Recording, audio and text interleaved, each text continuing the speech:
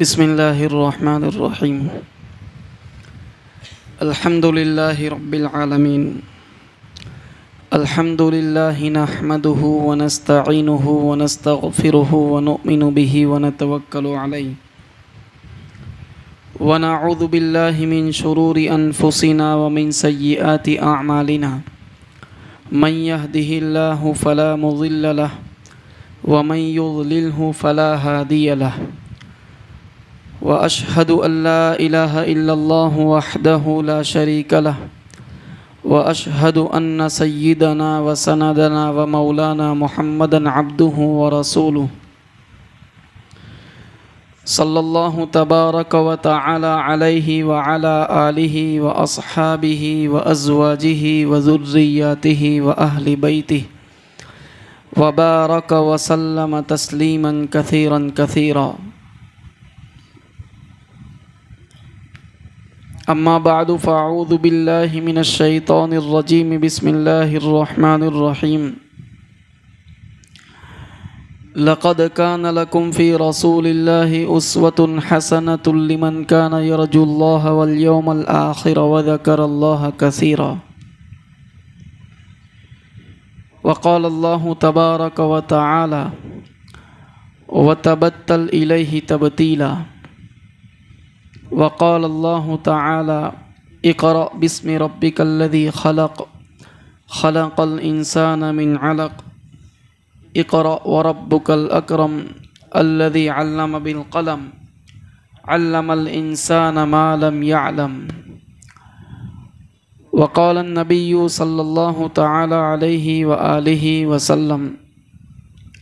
بعثت لأتمم مكارم الأخلاق او کما قال صلی اللہ علیہ وسلم. صدق اللہ العظیم وصدق رسوله النبی الامی الکریم ونحن على ذلك لمن الشاہدین والشاکرین والحمد للہ رب العالمین. قابل احترام حضرات علماء کرام، بزرگان محترم، میرے عزیز دینی اسلامی بھائیوں، حضور نبی اکرم صلی اللہ علیہ وسلم کی پرسنالٹی، آپ صلی اللہ علیہ وسلم کی شخصیت میں، نبی اکرم صلی اللہ علیہ وسلم کی سیرت میں اللہ تعالیٰ نے ایسی کشش رکھ دی ہے، ایسا آکرشن رکھ دیا ہے، ایسا اٹریکشن اس میں رکھ دیا ہے کہ بس یہ نام کان میں پڑتا ہے اور آدمی اس مجلس کی طرف، اس محفل کی طرف کھینچا چلا جاتا ہے. یہ نبی اکرم صلی اللہ علیہ وسلم کی امت کے دلوں میں محبوبیت ہے، یہ آپ صلی اللہ علیہ وسلم کی عظمت ہے. اور اس وقت ہم دیکھ رہے ہیں کہ آپ سب لوگ ماشاء اللہ حضور نبی اکرم صلی اللہ علیہ وسلم کی اسی عظمت اور محبت میں ڈوب کر اور اسی نسبت کا لحاظ کرتے ہوئے یہاں پر اس مجلس میں تشریف فرما ہیں. اور واقعتاً یہ جو آپ کی بستی ہے، اس بستی کے لوگ اللہ تعالیٰ کی اس نعمت پر جس قدر شکریہ ادا کریں کم ہے کہ اللہ تعالیٰ نے انہیں یہ عظیم نعمت عطا فرمائی کہ اس مسجد کے در و دیوار سے ہر ہفتہ ایک مرتبہ نبی اکرم صلی اللہ علیہ وسلم کی سیرت گونجتی ہے، اور اس راستے سے نبی اکرم صلی اللہ علیہ وسلم کی ذات سے، آپ کی شخصیت سے، آپ کے کارناموں سے لوگوں کو قریب کرنے کی کوشش کی جاتی ہے. یہ کام بلکہ کارنامہ ایک ایسے دور میں انجام پا رہا ہے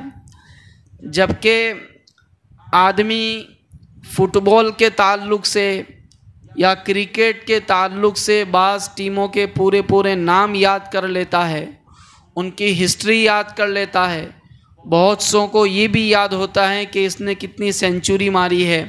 اور اس نے کتنے گول کیے ہیں، اس سیزن میں میسی نے کتنے گول کیے، فلاں سیزن میں رونالڈو نے کتنے گول کیے، وہ فلاں پلیئر اتنے میں خریدا گیا، دوسرا اس سے زیادہ مہنگا خریدا گیا، یہ ساری کی ساری تفصیلات تقریباً جوانوں کی زبان کے اوپر رہتی ہے۔ اور حالانکہ جن کھلاڑیوں کو خریدا گیا ہے، جو کھیلتے ہیں، جو لوگوں کے لیے اس وقت آئیکن اور آئیڈیل بنے ہوئے ہیں، ان کے ہم پر کوئی احسانات نہیں ہیں، ان کا ہم پر کوئی اپکار نہیں ہے، لیکن حضور نبی اکرم صلی اللہ علیہ وسلم کے ہم سب پر بے شمار احسانات ہیں، اور ایسے اپکار ہیں کہ اس کے بوجھ کے نیچے سے ہماری گردنیں قیامت تک اٹھ نہیں سکے گی۔ تو ایک ایسی ہستی جس کے احسانات کے بوجھ کے تلے ہماری گردنیں جھکی ہوئی ہیں، اور جن کے احسانات کا طوق ہم اپنے گلے میں ڈال کر زندگی گزار رہے ہیں، اور اس کے باوجود اس عظیم ہستی کے ساتھ ہمارا اتنا بھی رشتہ نہ ہو کہ حضور نبی اکرم صلی اللہ علیہ وسلم کی زندگی سے تعلق رکھنے والی بنیادی معلومات ہمیں نہ ہو، نبی اکرم صلی اللہ علیہ وسلم کا سراپا،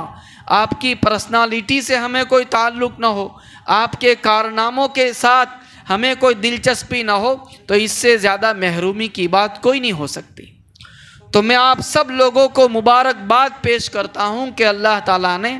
سیرت کی ان مجلسوں کے ذریعے سے آپ سب کو محرومی سے بچا لیا، اور اپنی رحمت کی خصوصی چادر میں اللہ تبارک و تعالیٰ نے آپ سب کو سمیٹ لیا۔ نبی اکرم صلی اللہ علیہ وسلم کی بابرکت ہستی تو ایسی ہے کہ شاعر کہتا ہے، جس بزم میں ذکر رسالت مآب ہے، اس بزم میں سانس لینا بھی ثواب ہے۔ یعنی نبی اکرم صلی اللہ علیہ وسلم کا نام بھی اگر کہیں لے لیا جائے، آپ کا نام محمد بھی مبارک ایسا لکھ دیا جائے تو کاغذ کا مقدر چمکے، یا اس دنیا میں ایک ایسا ہنسی بھی گزرا جسم چادر میں چھپائے تو وہ چادر چمکے۔ تو آپ صلی اللہ علیہ وسلم کی شخصیت اس لیول کی پرسنالٹی ہے، تو اگر جس محلے کے اندر، جس گاؤں میں ہر ہفتہ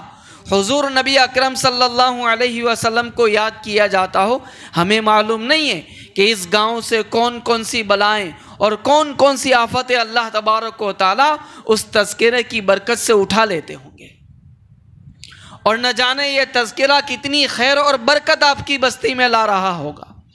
اس لیے اس پورے سلسلے پر ہم حضرت مولانا زین العابدین صاحب کو اور اس بستی کے لوگوں کو اور ان علماء کرام کو جو حضرت مولانا کے اس سیریز کی پشت پناہی کرتے ہوئے اس کی تائید میں اور حضرت مولانا کی ان کاوشوں کی تقویت کے اندر اس وقت اپنی حاضری کے ذریعے سے ان کی پشت پناہی کر رہے ہیں، اور گویا کہ اپنی حاضری سے ان کو ایک ٹونک پہنچا رہے ہیں، وہ سب لوگ یقیناً قابل مبارکباد ہیں۔ اللہ تبارک و تعالی ہر بستی کو ایسے علماء نصیب فرمائیں جو اپنی بستی میں رہنے والے لوگوں کی دینی حالت کے بارے میں اس حد تک سینسیٹیو ہوں، حساس ہوں، فکر مند ہوں۔ نبی اکرم صلی اللہ علیہ وسلم انبیاء علیہم الصلاۃ کے سلسلے کی آخری کڑی ہیں۔ انبیاء علیہم الصلاۃ جو ہوتے ہیں وہ اللہ تبارک و تعالیٰ کے سلیکٹڈ پرسن ہوتے ہیں۔ نبوت جو ہے یہ ایک ایسا عہدہ ہوتا ہے جس تک کوئی شخص اپنی محنت کے ذریعے سے نہیں پہنچتا، بلکہ وہ اللہ تعالیٰ کی طرف سے ایک انتخاب ہوتا ہے۔ وہ کوئی الیکشن نہیں ہوتا جس میں ہر شخص جا کر کھڑا ہو جائے، ہر شخص اس میں اپنی امیدواری جتا دے، دکھا دے، اور اس کے بعد بہومت کے ذریعے سے اس کا انتخاب عمل میں آتا ہو۔ نبوت کا پروسیس یہ نہیں ہوتا۔ اس گفتگو کو آپ کے سامنے اس لیے چھیڑا جا رہا ہے کہ اس وقت نبوت کے تعلق سے دنیا میں ایسے لوگ پائے جاتے ہیں جو لوگوں کو یہ الٹی پٹی پڑھاتے ہیں کہ جس طریقے سے ایک شخص ولی کے راستے پر چل کر ولی بن سکتا ہے، جس طرح ایک شخص شہید کے راستے پر چل کر شہید بن سکتا ہے، جس طرح ایک شخص عالم کے راستے پر چل کر عالم بن سکتا ہے، حافظ کے راستے پر چل کر حافظ بن سکتا ہے، تاجر کے راستے پر چل کر بزنس مین بن سکتا ہے، اسی طریقے سے ان کا یہ کہنا ہے کہ نعوذ باللہ ایک شخص نبی کے راستے پر چل کر نبی بھی بن سکتا ہے۔ اور یہ کہتے ہوئے انہوں نے نبی اکرم صلی اللہ علیہ وسلم پر نبوت کے دروازے کے ختم بند ہو جانے اور نبوت کے ختم ہو جانے کا انکار کیا، اور جس غلام احمد قادیانی کی صورت میں وہ آپ صلی اللہ علیہ وسلم کے بعد بھی نبی کے قائل ہیں، نبی کو مانتے ہیں، تو ظاہر ہے مولانا ادریس کاندھلوی صاحب رحمۃ اللہ علیہ نے اس کا زبردست جواب دیا ہے کہ ولی کے راستے پر چلنے سے اگر کوئی ولی بن جاتا ہے تو اللہ تبارک و تعالیٰ فرماتے ہیں کہ ان ربی علی صراط مستقیم، میرا رب سیدھے راستے پر ہے، تو کیا کوئی رب کے راستے پر چلنے سے رب بن جائے گا؟ تو نبوت جو ہے یہ اللہ تعالیٰ کی طرف سے سلیکشن ہے۔ کوئی آدمی چاہے کتنا ہی مجاہدہ کر لے، کتنی محنت کر لے، لیکن وہ بڑے سے بڑا ولی تو بن سکتا ہے، اللہ تعالیٰ کی بارگاہ میں مقرب تو بن سکتا ہے، لیکن کوئی شخص نبی اکرم صلی اللہ علیہ وسلم کے بعد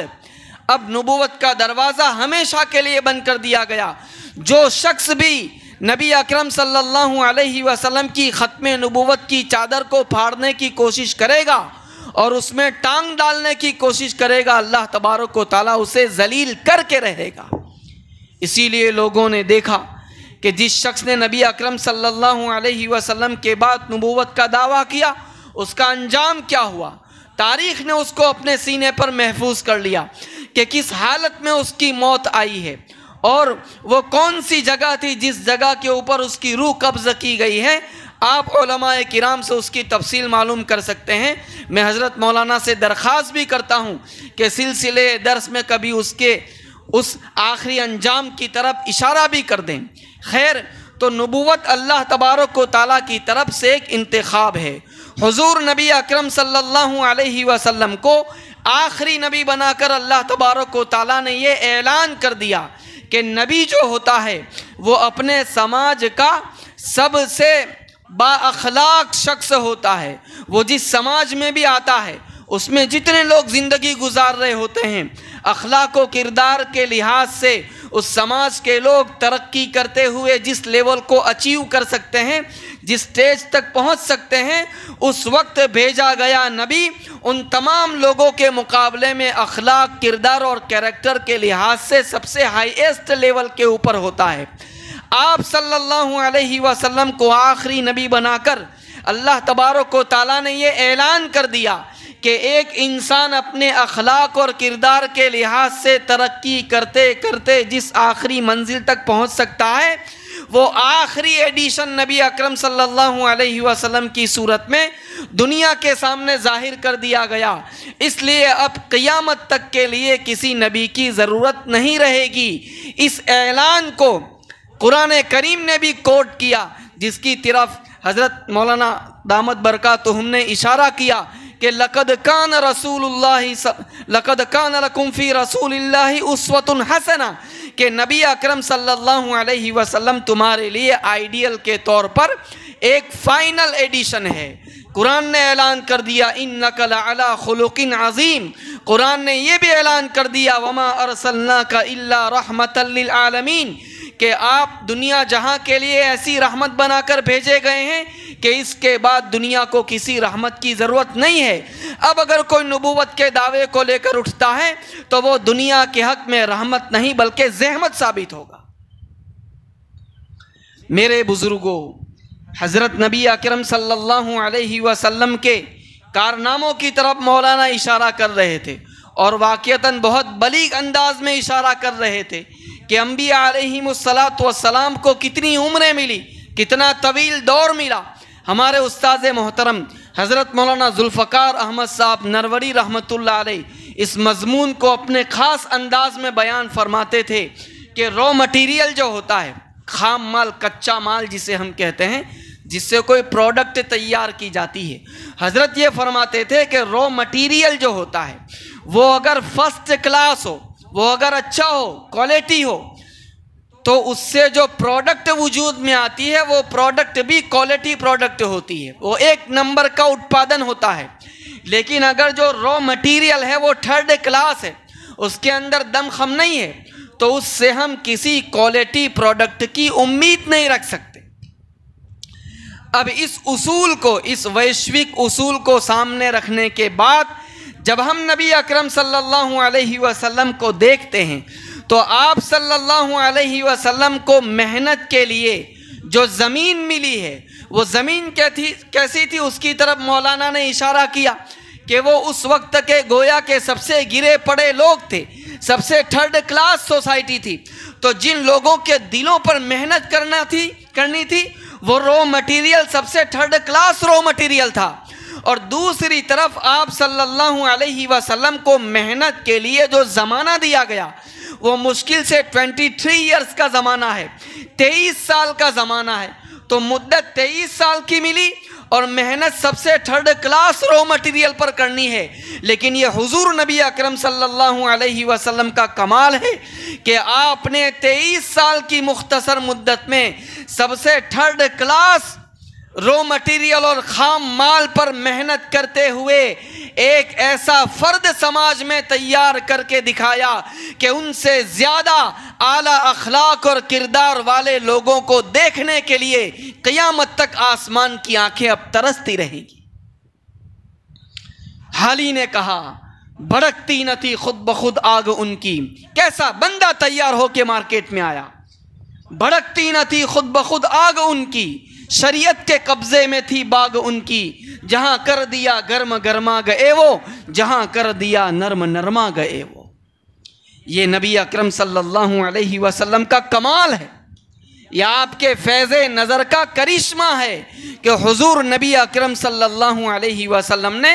بالکل مختصر مدت کے اندر اتنا بڑا انقلاب، اتنا بڑا پریورتن پیدا کر کے دکھایا۔ اور پھر دنیا میں جتنے آندولن کاری آئے ہیں، جنہوں نے اپنے اپنے زمانے میں کوئی بڑا کارنامہ انجام دیا، کوئی ریولیوشن اٹھایا، ان سب کے کارناموں پر اگر آپ اور میں نظر ڈالیں گے محسوس ہوتا ہے کہ وہ کسی ایک خاص شیتر سے تعلق رکھتے ہیں، کسی ایک خاص ڈپارٹمنٹ اور کسی ایک خاص فیلڈ سے ان کا تعلق ہے۔ لیکن یہ بھی آپ صلی اللہ علیہ وسلم کا کمال ہے کہ حضور کا اس مختصر مدت میں لایا ہوا انقلاب عقیدے کی دنیا میں بھی آیا، عبادت کی دنیا میں بھی آیا، سیاست یعنی پولیٹکس کی دنیا میں بھی آیا، یہ انقلاب معاملات کی دنیا میں بھی آیا، یہ انقلاب معاشرت یعنی سماجی زندگی کے اندر بھی آیا، یہ انقلاب اخلاقی زندگی میں بھی آیا۔ اور حالی ہی نے کہا کہ رہے اس سے محروم آبی نہ خاکی، ہری ہو گئی ساری کھیتی خدا کی۔ نبی اکرم صلی اللہ علیہ وسلم کے اٹھائے ہوئے اس انقلاب سے دنیا کا کوئی شعبہ اور انسانی زندگی کا کوئی گوشہ اور کونا محروم اور ونچت نہیں رہا۔ میرے بزرگوں، یہ آپ صلی اللہ علیہ وسلم کی ہستی ہے، اسی لیے پھر اللہ تبارک و تعالیٰ نے حضور نبی اکرم صلی اللہ علیہ وسلم کی امت میں خود آپ کے چاہنے والے بھی ایسے پیدا کیے کہ ہم کہہ سکتے ہیں کہ دنیا میں جتنے بھی مہا پروش ہوئے ہیں، کسی مہا پروش کو اپنے ایسے چاہنے والے نہ مل سکے جو نبی اکرم صلی اللہ علیہ وسلم کی امت میں پیدا ہوئے ہیں۔ آج انبیاء علیہم السلام کی تاریخ اور ان کی سیرتوں کو اٹھا کر دیکھے، مجھے امید ہے کہ مولانا نے اس موضوع کو ضرور چھیڑا ہوگا کہ ان میں سے کتنوں کی سیرت محفوظ ہے۔ موسیٰ علیہ السلام کی سیرت اور ان کی زندگی کے واقعات کا کتنا حصہ سرکشت ہے، عیسیٰ علیہ السلام کی زندگی کا کتنا حصہ محفوظ ہے، دوسرے انبیاء علیہم السلام کو دیکھ لیا جائے، لیکن آپ صلی اللہ علیہ وسلم کی زندگی کو اس امت نے بڑے چاؤ کے ساتھ محفوظ کیا، یہاں تک کہ نہ صرف یہ کہ آپ صلی اللہ علیہ وسلم کے کارنامے، آپ کے اخلاق، آپ کے کردار، اس سے نیچے اتر کر نبی اکرم صلی اللہ علیہ وسلم کے بال مبارک کیسے تھے، آپ صلی اللہ علیہ وسلم کے ہاتھ مبارک کیسے تھے، آپ کی چال مبارک کیسی تھی، اور آپ صلی اللہ علیہ وسلم کی داڑھی مبارک کیسی تھی، آپ کی آنکھیں مبارک کیسی تھی، اس سے بھی نیچے اتر جائیں تو نبی اکرم صلی اللہ علیہ وسلم کے سر مبارک میں کتنے بال سفید ہوئے تھے، اس کی گنتی بھی الحمدللہ صحابہ نے محفوظ کر کے ہم تک پہنچائی۔ یہ اس امت کا اپنے حبیب صلی اللہ علیہ وسلم کے ساتھ عقیدت اور محبت کا اظہار ہے، اور یہی محبت ہماری زندگی کا سب سے قیمتی سرمایہ ہے۔ آپ صلی اللہ علیہ وسلم کے کیسے چاہنے والے پیدا ہوئے؟ زیاد ابن سکن رضی اللہ تعالیٰ عنہ انصاری صحابی ہیں، غزوہ احد ہو رہا ہے اور آپ صلی اللہ علیہ وسلم زخموں سے چور ہیں۔ نبی اکرم صلی اللہ علیہ وسلم حضرت زیاد ابن سکن کے بارے میں صحابہ سے دریافت کرتے ہیں کہ جاؤ میرے پاس ان کی خبر لے آؤ۔ صحابہ کرام رضوان اللہ علیہم اجمعین تلاش کرتے ہیں، ان کے پاس پہنچتے ہیں، وہ زخموں سے نڈال ہے اور بس ابھی روح قبض ہوئی چاہتی ہے۔ نبی اکرم صلی اللہ علیہ وسلم کا سلام ان تک پہنچایا جاتا ہے۔ وہ عرض کرتے ہیں کہ حضور نبی اکرم صلی اللہ علیہ وسلم کی خدمت میں میرا سلام عرض کر دینا اور میری قوم انصار کو میرا یہ پیغام پہنچا دینا کہ یاد رکھنا اگر نبی اکرم صلی اللہ علیہ وسلم تک دشمن پہنچ گئے اور اگر حضور کو خراش آ گئی، نبی اکرم صلی اللہ علیہ وسلم کو کوئی تکلیف پہنچ گئی اور تم میں سے ایک انسان کی آنکھ کی پتلی بھی حرکت کرتی رہی، یاد رکھنا قیامت کے دن اللہ تعالیٰ کی بارگاہ میں نظر اٹھانے کے قابل نہیں رہو گے۔ ایسے جیالے اور ایسے چاہنے والے کہ تیروں کی بوچھار ہو رہی ہے، جنہوں نے اپنی پشتوں کو نبی اکرم صلی اللہ علیہ وسلم کے لیے ڈھال بنا کر پیش کر دیا۔ میرے بزرگوں، یہ اتنا مبارک سلسلہ ہے، کیسے کیسے چاہنے والے لوگ گزرے کہ ایک پہلے بیٹا آیا اس کا نام محمد، دوسرا بیٹا آیا اس کا نام محمد، تیسرا بیٹا آیا اس کا نام محمد، کسی کے یہاں 5 بیٹے آ گئے۔ بس اس نام میں اللہ تبارک و تعالیٰ نے ایسی کشش رکھ دی اور حضور کے ساتھ اپنے تعلق کے اظہار کا ایسا ولولہ کہ 5 بیٹوں کے نام نبی اکرم صلی اللہ علیہ وسلم کے نام پر رکھے جا رہے ہیں۔ ایک عباسی خلیفہ ہے، اس کے خادم کا نام محمد تھا، تو اس نے ایک مرتبہ اپنے خادم کو اس نام کے بجائے دوسرے نام سے بلایا۔ خادم سمجھا کہ بادشاہ سلامت مجھ سے ناراض ہو گئے، گھر چلا گیا۔ بادشاہ نے اسے بلا بھیجا، گھر چلے جانے کی وجہ پوچھی، اس نے کہا میں تو سمجھا آپ مجھ سے ناراض ہو گئے، دوسرے نام سے بلایا۔ وہ اس خلیفہ نے عجیب جواب دیا، کہنے لگا کہ اللہ کے بندے ایسا نہیں ہے، بس تیرا جو نام ہے وہ میرے حبیب صلی اللہ علیہ وسلم کے نام پر ہے، اس لیے میں نے ہمیشہ اس بات کا اہتمام کیا کہ جب بھی تجھے پکاروں تو باوضو پکاروں، لیکن اتفاق سے مجھے فوری حاجت تھی اور میرا وضو نہیں تھا، اس لیے میں نے اپنے حبیب صلی اللہ علیہ وسلم کے نام کو بغیر وضو کے اپنی زبان سے نکالنا گوارا نہیں کیا۔ یہاں یہ بات نہیں ہے کہ حضور نبی اکرم صلی اللہ علیہ وسلم کہ اسم مبارک کو بغیر وضو کے لیا جا سکتا ہے، نہیں لیا جا سکتا،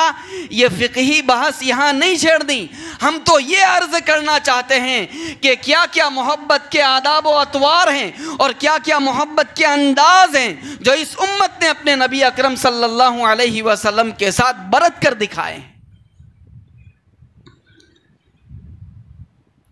اس بھارت میں جبکہ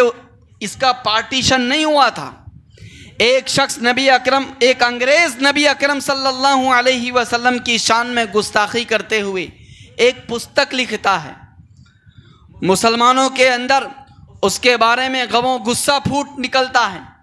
لوگ جمع ہوتے ہیں اور سب کے دل میں یہ خواہش ہے کہ نبی اکرم صلی اللہ علیہ وسلم کی اس گستاخی کا انتقام لیا جائے۔ ایک بندہ اٹھتا ہے اور جس انگریز نے وہ پستک لکھا تھا اس کے دفتر پر پہنچتا ہے اور اس کے کینے سے بھرپور سینے میں خنجر کے اتنے وار اتار دیتا ہے کہ وہ وہیں ڈھیر ہو جاتا ہے۔ اس کی گرفتاری عمل میں آتی ہے، اسے کورٹ میں پیش کیا جاتا ہے۔ مسلمان یہ سمجھ رہے تھے کہ اس بندے نے ہم سب کی طرف سے فرض کفایہ ادا کیا ہے، اور یہ تو وہ بھارت تھا جس کی ابھی تقسیم عمل میں نہیں آئی تھی، تو اس وقت مسلمانوں کی ایک بڑی تعداد تھی۔ تو انہوں نے کہا کسی بھی طریقے سے اس کی جاں بخشی ہونی چاہیے۔ بڑے بڑے وکلا کی خدمات حاصل کی گئیں۔ وکیلوں نے کہا کہ دیکھو تمہارے یہ جو واقعہ پیش آیا ہے اس کا آئی وٹنس، اس کا چشمدید گواہ، پرتیکش ساکشی کوئی نہیں ہے، بس تمہارے اقرار پر ساری چیزیں موقوف ہیں، تو ہم کسی مینٹل ہاسپٹل سے تمہارا سرٹیفکیٹ نکلواتے ہیں کہ یہ مینٹل پیشنٹ ہے، یہ مانسک استھیر ہے، مانسک طور پر استھیر شخص ہے۔ تم جج کے سامنے یہ کہہ دو کہ جس وقت میں نے اسے قتل کیا اس وقت میں اپنا مانسک سنتولن گنوا چکا تھا، اس لیے میں نے اسے قتل کیا، تو تمہاری جان بچ جائے گی، اور ہم سب کی یہی خواہش ہے۔ میرے بزرگوں، اس نوجوان نے کیا جواب دیا؟ اس نوجوان نے کہا کہ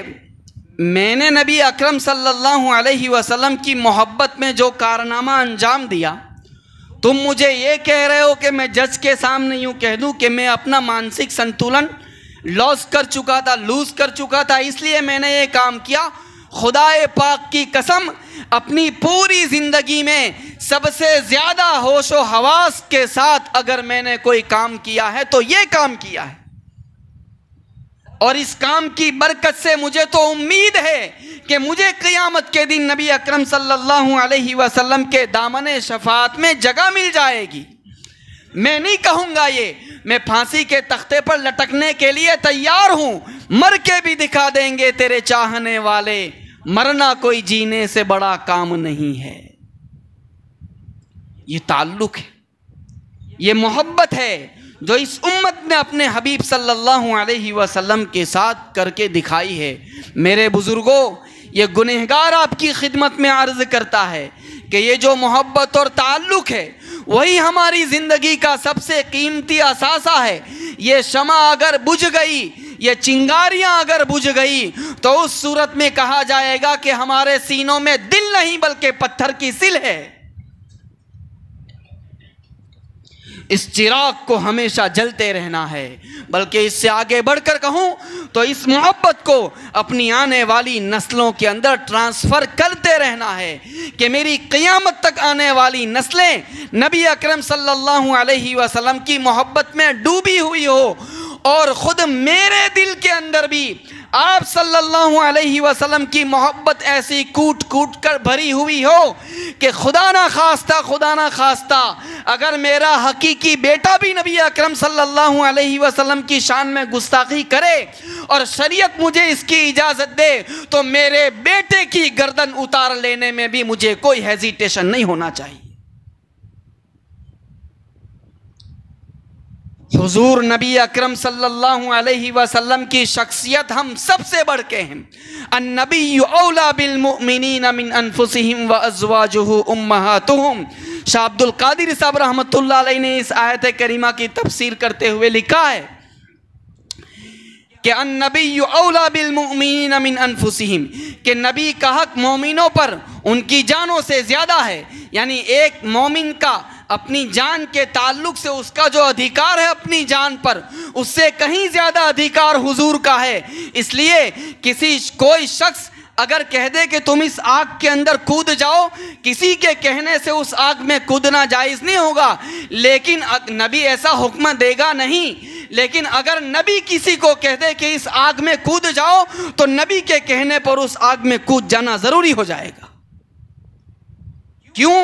کیونکہ ایک مومن کی جان پر خود اس کی اپنی ہستی سے زیادہ نبی اکرم صلی اللہ علیہ وسلم کا ادھیکار ہے۔ محبت کے اس لیول کو ہم سب کو اچیو کر کے دکھانا ہے۔ آپ صلی اللہ علیہ وسلم کی اسی مبارک سیرت کو بیان کرتے ہوئے حضرت مولانا جس مرحلے تک پہنچے ہیں وہ نبی اکرم صلی اللہ علیہ وسلم کی بعثت کا مرحلہ ہے۔ میرے دوستو، سیرت کے تعلق سے جو عمومی گفتگو آپ کی خدمت میں عرض کرنی تھی وہ تو میں عرض کر چکا۔ اب میں بھی چاہتا ہوں کہ حضرت مولانا کا یہ جو مبارک سلسلہ ہے، یہ جو ایک گولڈن چین چل رہی ہے، تو میں بھی اس میں تھوڑی سی شرکت کر کے ان سعید لوگوں میں، نیک لوگوں میں اپنا نام لکھوانے کی کوشش کروں۔ ماشاءاللہ حضرت مولانا نے ابراہیم علیہ الصلاۃ والسلام اور وہاں سے یہ سلسلہ شروع کرتے ہوئے یہاں تک اس کو پہنچایا ہے کہ آپ صلی اللہ علیہ وسلم کو اب نبوت سے نوازا جا رہا ہے۔ نبی اکرم صلی اللہ علیہ وسلم کو نبوت سے جو نوازا جا رہا ہے، ہم جانتے ہیں، حضرت مولانا نے بیان بھی کیا ہوگا کہ آپ صلی اللہ علیہ وسلم کو تنہائی محبوب بنا دی گئی، اور اس کے بعد آپ صلی اللہ علیہ وسلم پر وحی اتاری جا رہی ہے۔ میرے بزرگوں، اسی کے تعلق سے ایک دو باتیں میں آپ کی خدمت میں عرض کر کر اپنی گفتگو ختم کرتا ہوں کہ یہ بات ہم حضرت موسیٰ علیہ السلام کی زندگی میں بھی دیکھتے ہیں کہ موسیٰ علیہ السلام کو جب تورات دی جانی تھی تو ان کو بھی یہ کہا گیا تھا کہ آپ کوہ طور پر آ کر اعتکاف کریں، اور موسیٰ علیہ السلام نے پہلے 30 دن کا اور پھر اللہ تعالیٰ کے کہنے سے 40 دن کا اعتکاف فرمایا، اور اس کے بعد موسیٰ علیہ السلام کو تورات دی گئی۔ نبی اکرم صلی اللہ علیہ وسلم نے غار حیرا میں اعتکاف فرمایا، اور اس کے بعد آپ صلی اللہ علیہ وسلم کو نبوت سے سرفراز کیا گیا۔ اس کے ذریعے سے مجھ آپ تک جس پیغام کو اللہ تبارک و تعالیٰ کنوے کرنا چاہتے ہیں، پہنچانا چاہتے ہیں، وہ پیغام کیا ہے کہ اگر کوئی شخص کسی بڑے انقلاب کے لیے اپنے آپ کو تیار کر رہا ہے، باہر کوئی بڑا کارنامہ انجام دینا چاہتا ہے، باہر کے حالات کو درست کرنا چاہتا ہے، کوئی بڑی تبدیلی اپنے سماج کے اندر لانا چاہتا ہے، یا باہر کی قوتوں سے ٹکرانا چاہتا ہے، تو یہ جو ٹونک ہے وہ در حقیقت باہر سے نہیں بلکہ آدمی کو اندر سے ملتا ہے۔ تو جب تک آدمی اپنے باطن کو اس کے لیے تیار نہیں کرے گا، جب تک اپنے باطن کو اس کے لیے بنائے گا نہیں، مجاہدے کی بٹیوں سے گزارتے ہوئے اپنے دل کو اس کیفیت تک نہیں پہنچائے گا، تب تک وہ باہر کی طاقتوں اور دشمنوں کا مقابلہ نہیں کر سکے گا۔ اور اس میں ہم سب کے لیے عبرت کا پیغام یہ ہے کہ سارے مسلمان چاہتے ہیں کہ حالات تبدیل ہو جائیں، سب یہ چاہتے ہیں کہ اللہ تعالی ہماری ذلت کے یہ دن عزت سے پھیر دیں، سب یہ چاہتے ہیں کہ موب لنچنگ کے نام پر مسلمانوں کا جو قتل کا سلسلہ چل رہا ہے وہ کسی منزل پر جا کر اب رک جائے، سب یہ چاہتے ہیں کہ سالہ سال سے ہمارے بہتے ہوئے آنسوؤں کا سلسلہ اب تھم جائے، سب لوگ یہ چاہتے ہیں کہ ہماری بہن بیٹیوں کے دوسرے مذہب میں کنورٹ ہو جانے کا سلسلہ ختم ہو، سب یہ چاہتے ہیں کہ مسلمانوں کے لیے اچھی ملازمتوں کے دروازے کھل جائیں،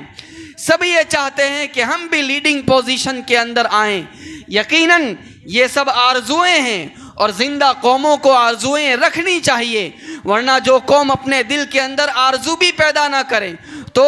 ظاہر ہے کہ وہ زندہ نہیں بلکہ وہ تو مردہ لاشیں ہیں۔ لیکن میرے بزرگوں، ان دونوں نبیوں کی خاص طور پر سیرت کی روشنی میں اللہ تبارک و تعالی ہم سب کی یہ تربیت کرنا چاہتے ہیں کہ اس طرح کا کوئی انقلاب تم باہر کی دنیا میں لانا چاہتے ہو اور اپنی حالت کو کسی بہتری کی طرف لے جانا چاہتے ہو، تو یاد رکھنا یہ انقلاب صرف آرزوؤں سے نہیں آئے گا، تمناؤں سے نہیں آئے گا، خوابوں کی دنیا میں جینے سے نہیں آئے گا، اور صرف اس انتظار سے نہیں آئے گا کہ کوئی چمتکار ہوگا اور دشمن ہلاک کر دیا جائے گا، تباہ و برباد کر دیا جائے گا، 2019 میں نہیں تو 2024 میں کوئی شکست کھا جائے گا اور ہمارے دن اچھے ہو جائیں گے اور ہمارے وارے نیارے ہو جائیں گے۔ جو قومیں اس طرح کے خوابوں میں رہتی ہے، آرزوؤں اور تمناؤں میں رہتی ہیں، ان قوموں کی قسمت میں، ان کے حصے میں اور ان کی جھولی میں بہتے آنسو، اجڑتے خاندان اور ضائع ہوتی ہوئی نسلوں کے علاوہ کچھ نہیں آتا ہے۔ اگر باہر کی زندگی میں کوئی تبدیلی لانی ہے، اگر آئندہ آنے والی نسلوں کو کوئی اچھا فیوچر دے کر جانا ہے، اگر اپنے دل کے اندر یہ حوصلہ ہے کہ ہماری آئندہ آنے والی نسلیں سینہ اٹھا کر زندگی گزاریں، عزت کے ساتھ زندگی گزاریں، غلامی کے دن نہ گزاریں اور ہماری تقدیر کے فیصلے دوسری قومیں نہ کریں، ہم دوسری قوموں کی ٹھوکروں میں نہ آئیں۔ اگر کوئی قوم یہ چاہتی ہے تو اسے پہلے اپنے اندر ہی اندر ایک انقلاب پیدا کرنا پڑے گا۔ یہ انقلاب یقین کی دنیا میں آئے گا، یہ انقلاب اخلاق کی دنیا میں آئے گا، یہ انقلاب اس کے معاملات کی دنیا میں آئے گا، یہ انقلاب اس کی عبادات کی دنیا میں آئے گا، اور پھر اس سے جو ٹونک فراہم ہوگا وہی ٹونک باہر کی زندگی کے نقشے کو ٹوٹلی چینج کر کے رکھ دے گا۔ میرے بزرگوں، اسی لیے ہم دیکھتے ہیں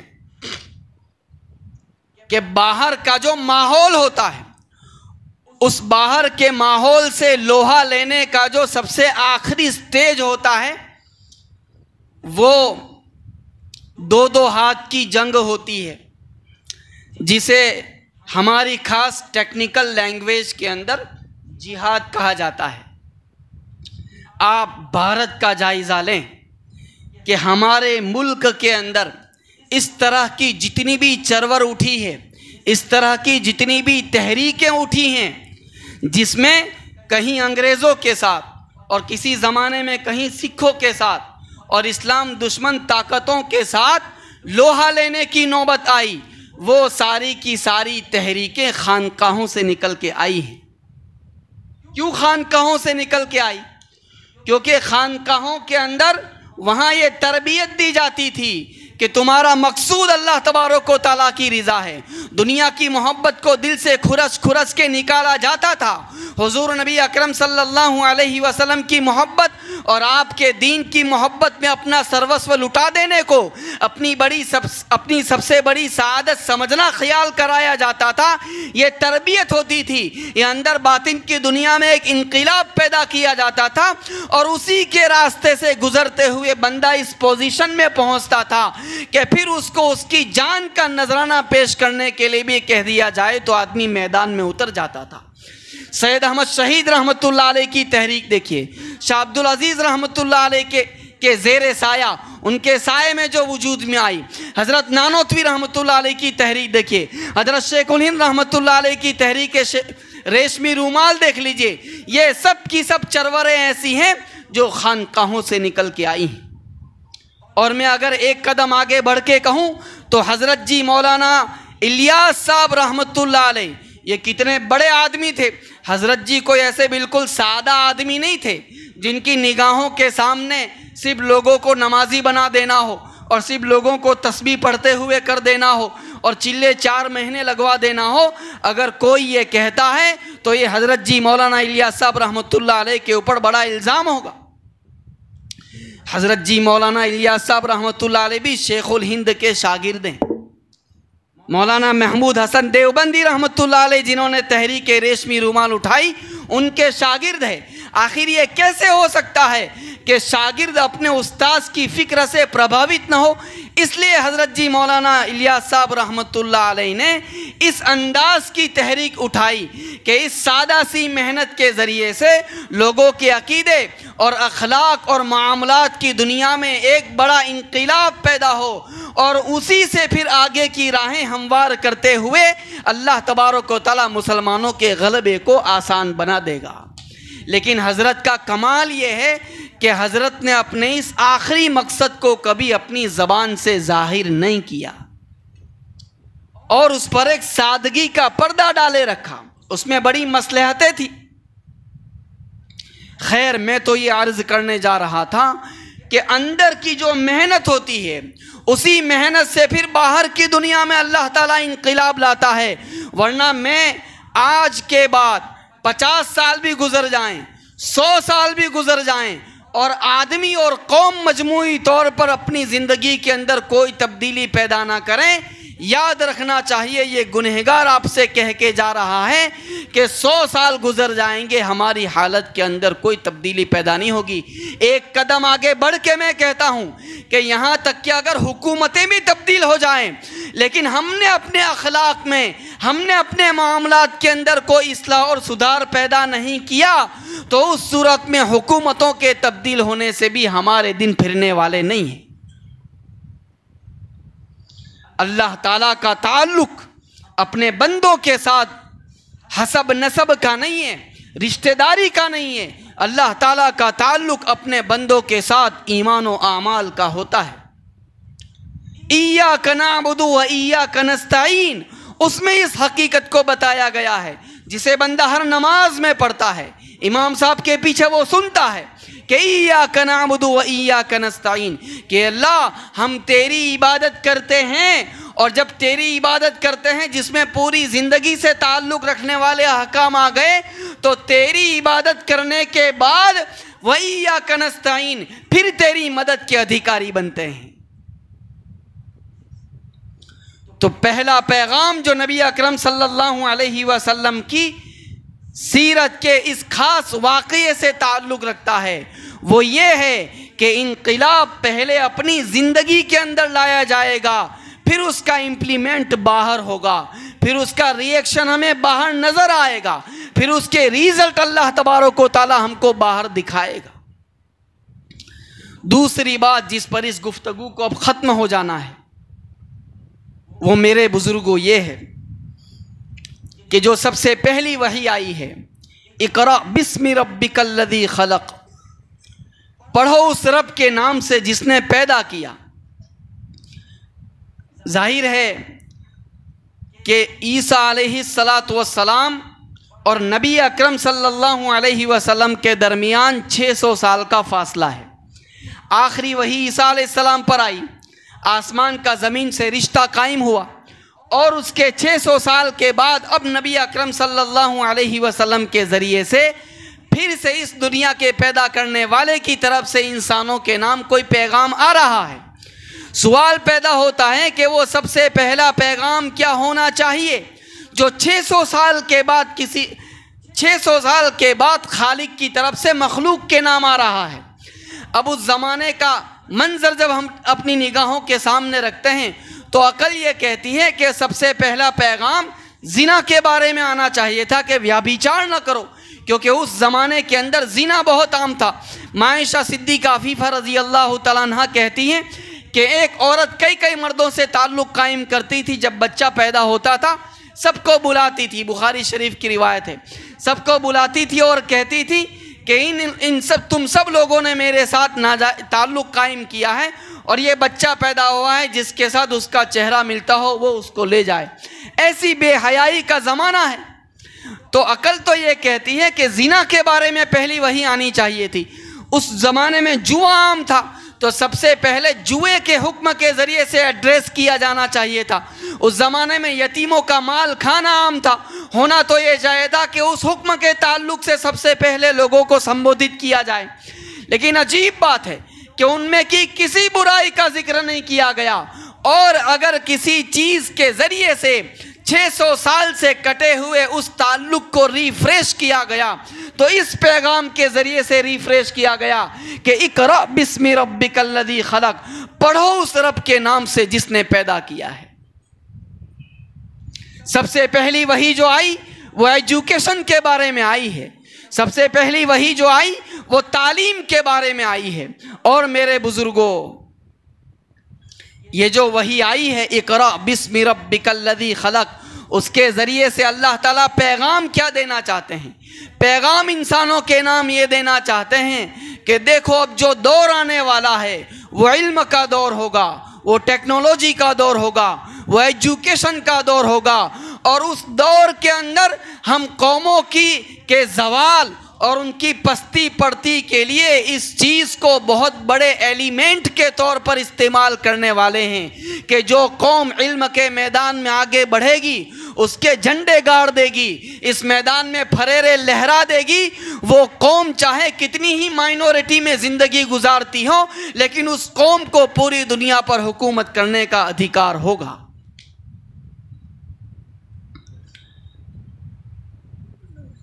مائنورٹی میں ہونا، میجورٹی میں ہونا،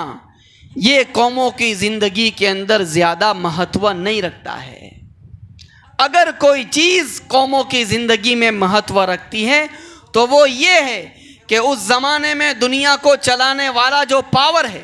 دنیا کو چلانے والی جو قوتیں ہیں، انسانوں کی زندگی کو ترقی کی نئی نئی منزلوں پر جن راہوں سے لے جایا جا رہا ہے، ان قوتوں کے اوپر یہ قوم کس حد تک قابض ہے، کس حد تک قابو پائے ہوئے ہے، اس پر میرے دوستو اللہ تبارک و تعالیٰ نے قوموں کی اٹھان کا مدار رکھا ہوا ہے۔ اس لیے نبی اکرم صلی اللہ علیہ وسلم نے اللہ تعالیٰ کی بارگاہ میں ہر اس علم کو مانگا جو نفع پہنچانے والا ہو۔ آپ نے یہ پارٹیشن نہیں فرمایا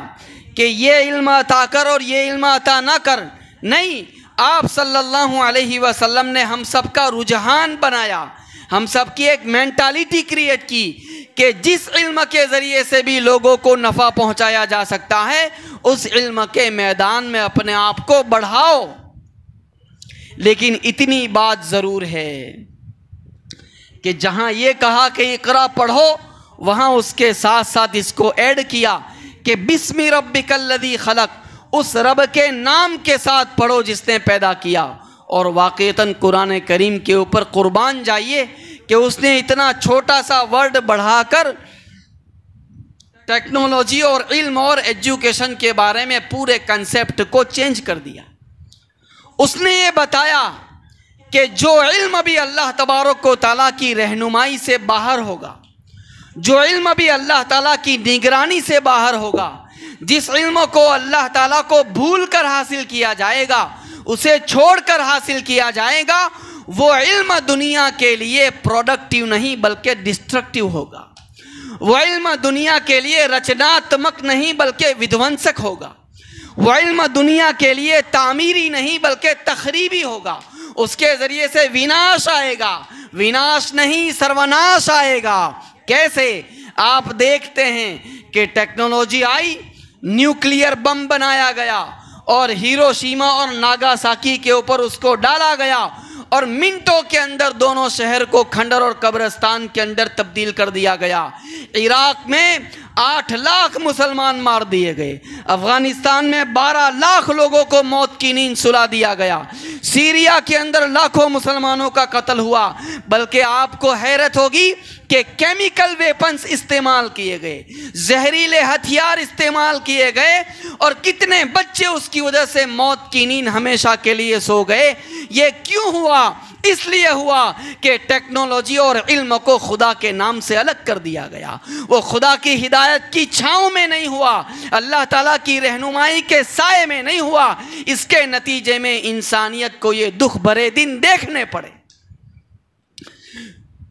یہ جن ملکوں نے یہ کیا ہے،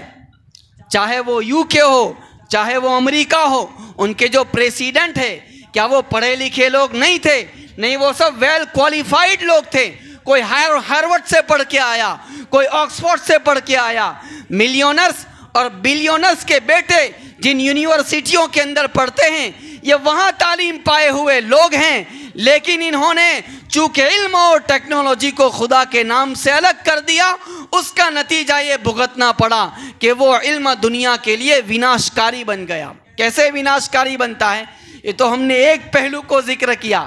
ہر ڈپارٹمنٹ میں آپ دیکھ لیجئے، کسی وکیل کی دنیا میں چلے جائیے، ان کا سوتر ہوتا ہے کہ ور مرو کنیا مرو بس ہمارا قصہ بھرو۔ یعنی ان کو اس بات سے کوئی تعلق نہیں ہوتا ہے کہ لڑکی والوں کا کیس ہم حل کر دیں، ان کو جتوا دیں۔ لڑکے ان کو تو لڑانے میں انٹرسٹ ہوتا ہے کہ یہ زیادہ سے زیادہ لڑیں تو اس کے نتیجے میں ہماری جیبیں بھرے گی، ان میں صلح ہو جائے گی، معاشرے سے جھگڑے ختم ہو جائیں گے، تو ہمارا کاروبار کیسے چلے گا؟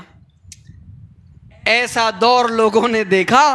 کہ مردوں کے اوپر پیسے بنائے جا رہے ہیں۔ کورونا کال سے ہم سب گزر کے آئے،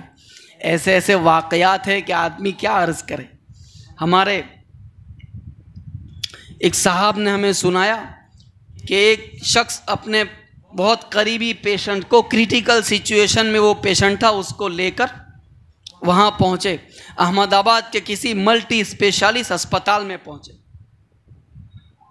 اب بڑے لوگ ہوتے ہیں، ان کو ایک شو بازی کا بھی شوق ہوتا ہے، اور یہ مشورہ بھی ہے کہ کسی اچھے اسپتال میں جا کر مہنگا موبائل جیب سے کبھی نہیں نکالنا چاہیے، اور زیادہ انگریزی الفاظ میں بات بھی نہیں کرنی چاہیے، ورنہ وہ یہ سمجھتے ہیں کہ مرغا اچھا آیا ہے، تو پھر وہ آپ کے پیشنٹ کو کبھی جلدی ڈسچارج نہیں کریں گے۔ دیہاتی زبان میں بات کرنی چاہیے اور کوئی مہنگا موبائل اپنی جیب سے نکالنا نہیں چاہیے. ان کو یہ احساس دلانا چاہیے کہ ہم زیادہ مالدار نہیں ہیں، کیونکہ وہ اپنے آنے والے ہر پیشنٹ کو پیشنٹ کی نگاہ سے کم اور کسٹمر کی نگاہ سے زیادہ دیکھتے ہیں. خیر، تو انہوں نے ڈاکٹر سے کہا کہ ڈاکٹر صاحب ہمارا جو پیشنٹ ہے وہ اچھا ہونا چاہیے، آپ پیسوں کی فکر نہ کریں. اب ڈاکٹر کو کیا ہے؟ تو انہوں نے کہا کہ اچھا ہے، ملٹی اسپیشلسٹ اسپتال ہے، ہم پوری محنت کریں گے، آپ 60 لاکھ روپیہ ڈپوزٹ کیجیے. اس نے پہلی فرصت میں 7 لاکھ روپے ڈپوزٹ کر دیے. اب وہ ایک دن گزرتا ہے تو اس ایک عورت کا فون آتا ہے اس شخص کے اوپر کہ آپ نے اپنے پیشنٹ کو جس اسپتال میں ایڈمٹ کیا ہے، میں اس اسپتال کی نرس ہوں اور میں آپ کو ایک انفارمیشن دینا چاہتی ہوں، آپ سے ملاقات کرنا چاہتی ہوں. ان کو تعجب ہوا. خیر، ملاقات کی تو وہ ملاقات کرنے پر کہنے لگی کہ دیکھیے میں آپ کو ایک امپورٹنٹ انفارمیشن دیتی ہوں، لیکن اس شرط کے ساتھ کہ آپ کو مجھے 1 لاکھ روپے دینے پڑیں گے. یہ حیرت میں کہ ایسی تو کیا ماہیتی دے رہی ہو جس کے 1 لاکھ مانگ رہے ہو؟ کہا میں تمہارے پیسے بچا رہی ہوں، اگر آپ مجھے 1 لاکھ دیں. انہوں نے قبول کر لیا. کہنے لگی کہ آپ اپنے جس پیشنٹ کو لے کر آئے تھے، جس وقت آپ اس کو لے کر اسپتال میں آئے تھے وہ ٹوٹلی ایکسپائر ہو چکا تھا، بس ڈاکٹر نے اس کو وینٹیلیٹر پر چڑھا دیا ہے اور آپ سے وہ پیسے بنا رہا ہے. تو اب یہ سب کس کے نتیجے ہیں؟ یہ علم اور ٹیکنالوجی کا خدا کے نام کے ساتھ جدا ہو جانا ہے. کیا بات کہی ہے قرآن نے، آدمی جھوم جاتا ہے. اقرا پڑھو، کوئی نہیں روکتا، لیکن بسم ربک الذی خلق، اس رب کے نام کے ساتھ پڑھو جس نے پیدا کیا ہے. اس کی رہنمائی کے سائے میں پڑھو، اس کی ہدایت کے سائے میں پڑھو. جو علم بھی خدا کے نام سے جدا ہو جائے گا وہ لوگوں کے لیے تباہی لائے گا. وہ انسانوں کی سہولتوں میں اضافے کرنے کے ساتھ ساتھ ان کے دکھ درد کو بھی بڑھاتا جائے گا. اور آج ہم دیکھ رہے ہیں کہ سب سے مہنگا اگر کوئی ڈپارٹمنٹ ہے تو وہ میڈیکل ڈپارٹمنٹ ہے، کہ یہاں آدمی ہار جاتا ہے. خیر، تو یہ نبی اکرم صلی اللہ علیہ وسلم پر اتاری جانے والی پہلی وحی ہے، اقرأ بسم ربک الذی خلق. ہم کنکلوز کرتے ہیں بات کو اور آپ کی خدمت میں یہ بات عرض کرنا چاہتے ہیں کہ حضور نبی اکرم صلی اللہ علیہ وسلم کی محبت ہم سب کی زندگی کا سب سے قیمتی سرمایہ ہے. اس محبت کو کبھی اپنے ہاتھ سے جانے نہ دیں،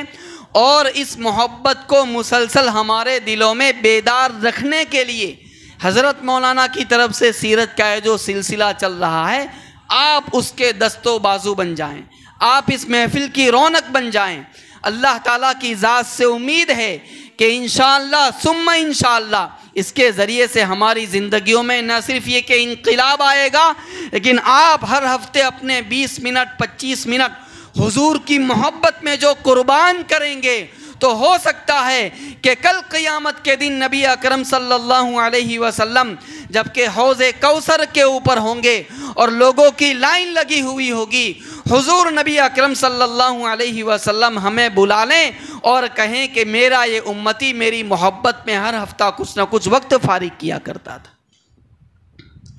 اس لیے میرے دوستو، ان محفلوں کی قدر کریں، اس میں کہی جانے والی ایک ایک بات کو اپنی عملی زندگی میں اتارنے کی کوشش کریں. نبی اکرم صلی اللہ علیہ وسلم کی ہستی کو، آپ کی ایک ایک بات کو اپنے لیے سرمۂ نگاہ بنائیں. اور دوسری بات میں نے آپ کی خدمت میں یہ عرض کی کہ باہر کی دنیا میں انقلاب لانے کے لیے پہلے اندر سے اپنے آپ کو تیار کرنا پڑتا ہے، اپنی ذات میں کوئی بڑی تبدیلی لانی پڑتی ہے، تب اللہ باہر کی دنیا کو بدلتا ہے. اور تیسرا پیغام یہ عرض کیا گیا کہ اس وقت تعلیم کے میدان میں اپنے آپ کو آگے بڑھانا، لیکن اس طرح آگے بڑھانا کہ اللہ تبارک و تعالیٰ کے دین کے ساتھ ہمارا رشتہ کٹنے نہ پائے. یہ آپ صلی اللہ علیہ وسلم پر نازل ہونے والی پہلی وحی کا پیغام ہے۔ اللہ تبارک و تعالی سیرت کی ان مجلسوں کو بے انتہا قبول فرمائے، اس سلسلے کو ہمیشہ کے لیے برقرار رکھے، اور خدا کرے کہ ہر گاؤں کے اندر یہ مبارک سلسلہ پروان چڑھے، اور اللہ تعالیٰ آپ کے اس گاؤں کو اس سلسلے میں ایک مرکزی حیثیت عطا فرمائے، پورے گاؤں کے لیے اللہ تعالیٰ اس سلسلے کو مبارک فرمائے۔ میں مولانا محترم کو اس سلسلے پر مبارکباد پیش کرتا ہوں، اور امید کرتا ہوں کہ انشاءاللہ اسی ذوق و شوق کے ساتھ یہ مبارک محفلیں جاری رہے گی، اور اس کے ذریعے سے چند سالوں کے اندر کسی بڑے بدلاؤ کو انشاءاللہ ہم اس گاؤں کے اندر محسوس کریں گے۔ انہی آرزو اور امید کے ساتھ میں اپنی گفتگو ختم کرتا ہوں۔ وآخر دعوانا الحمدللہ رب العالمین۔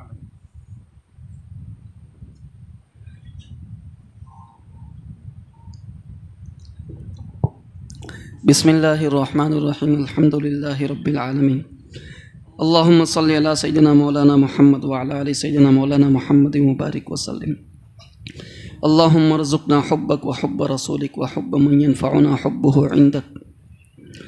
ربنا آتنا فی الدنیا حسنہ وفی الآخرۃ حسنۃ وقنا عذاب النار۔ اللہ ہم سب کے گناہوں کو معاف فرما، ہمارے یہاں جمع ہونے کو اپنے فضل و کرم سے قبول فرما، حضور نبی اکرم صلی اللہ علیہ وسلم کی محبت سے ہمارے دلوں کو آباد فرما، نبی اکرم صلی اللہ علیہ وسلم کی ایک ایک سنت پر جان دینے کی ہم سب کو توفیق عطا فرما، آپ صلی اللہ علیہ وسلم کی سنت کو گلے سے لگانا ہم سب کو نصیب فرما، آپ صلی اللہ علیہ وسلم کی ایک ایک ادا کی نقالی نصیب فرما، نبی اکرم صلی اللہ علیہ وسلم کی زندگی کے ایک ایک پہلو کو ہمارے سامنے اجاگر فرما، اور سیرت کی ان مجالس کو اپنی بارگاہ میں قبول فرما، اس سلسلے کو بافیض بنا، اس کے ذریعے سے لوگوں کو زیادہ سے زیادہ نفع پہنچے ایسے فیصلے فرما،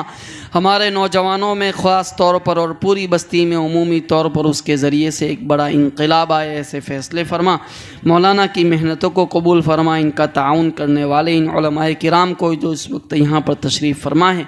ان سب کو قبول فرما، بستی والوں کو قبول فرما، اے اللہ سب کو اپنی بارگاہ میں مقبول و منظور بنا، اے ہمارے خالق و مالک، نبی اکرم صلی اللہ علیہ وسلم کے ساتھ سچا پکا رشتہ ہمارا استوار فرما، اور آج تک ہم نے آپ صلی اللہ علیہ وسلم کی محبت میں، آپ کی شریعت کے ساتھ وفاداری میں جو کمی کوتاہیاں کی ہے اس ظلم عظیم کو معاف فرما۔ آج ہم اس مبارک محفل میں عزم کرتے ہیں کہ انشاءاللہ نبی اکرم صلی اللہ علیہ وسلم کی شریعت کے ساتھ